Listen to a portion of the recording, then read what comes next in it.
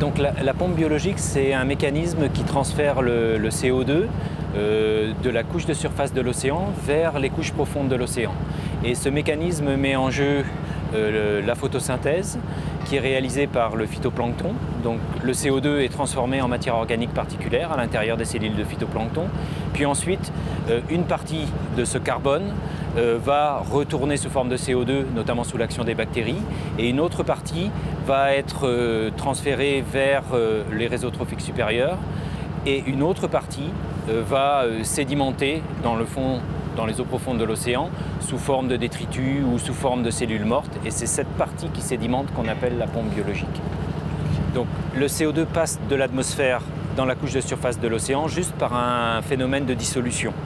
Et une fois qu'il est dissous, le phytoplancton, donc les algues microscopiques, prennent ce CO2 grâce au processus de photosynthèse pour fabriquer leur tissu, et on appelle ça le carbone organique particulier. En quelque sorte, elles s'en nourrissent. C'est un des éléments qui est indispensable à la constitution des protéines, des sucres qui constituent les organismes. Une fois que le carbone est fixé dans les organismes, ensuite, il peut être transféré dans les couches profondes de l'océan si les cellules meurent ou si elles sont mangées par du zooplancton qui produit des détritus et qui coule. Et c'est ce transfert du carbone de la couche de surface vers l'océan profond qui constitue un stockage. Et donc l'ensemble du mécanisme est ce qu'on appelle la pompe biologique. Globalement, la pompe biologique représente à peu près 70% du carbone qui est stocké dans les océans, en tout cas assimilé par les océans. Alors, 70, ouais. Enfin là, il faut juste qu'on soit clair parce que 70%, il y a deux pompes biologiques. Hein. Il y a la molle, qui est les tissus, et puis il y a la pompe dure qui est due au fait qu'il y a des organismes avec coquilles calcaires qui coulent. L'enjeu est de savoir quelle va être la réponse de la pompe biologique au changement climatique, augmentation de la température, augmentation de la stratification des océans. Or, à l'heure actuelle, quand on se pose cette question, on n'est pas capable d'y répondre, notamment parce qu'on n'a pas suffisamment de recul. On doit accumuler au moins 10 ou 20 années de mesures pour pouvoir commencer éventuellement à avoir des tendances qui se dégagent de la variabilité saisonnière et interannuelle qui est normale dans tout système où on voit un été plus chaud, un été moins chaud. Donc si on veut voir des tendances, notamment au niveau du réchauffement et de son impact sur la pompe biologique, il faut minimum une vingtaine d'années.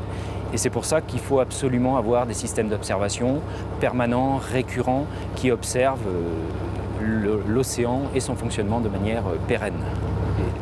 Le fait est que l'océan va se réchauffer et ça induit une augmentation de la stratification de l'océan, c'est-à-dire on sépare le compartiment de surface du compartiment profond.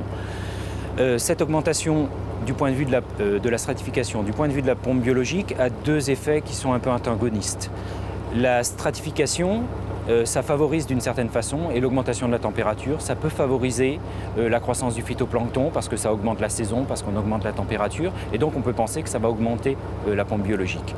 En revanche, l'autre effet, c'est si on augmente la stratification, on ne favorise pas les apports de sels nutritifs qui viennent de la couche profonde, et donc là on peut penser que la pompe biologique va diminuer. Donc quel est l'effet qui va l'emporter? Pour l'instant, nos connaissances ne nous permettent pas de trancher de manière définitive là-dessus.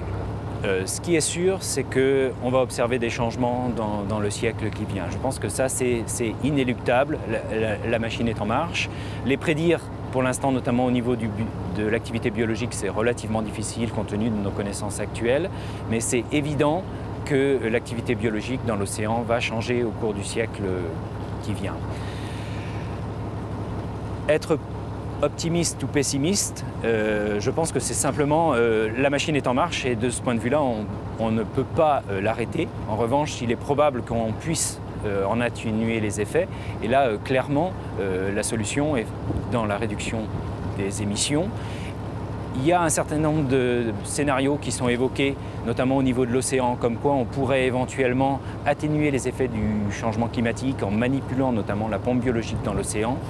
Pour l'instant, ces scénarios sont non fondés du point de vue scientifique, probablement non fondés du point de vue éthique. Donc, je dirais, être optimiste, c'est espérer qu'on va arriver à maîtriser les émissions de CO2 de façon à minimiser le changement de l'activité biologique dans l'océan.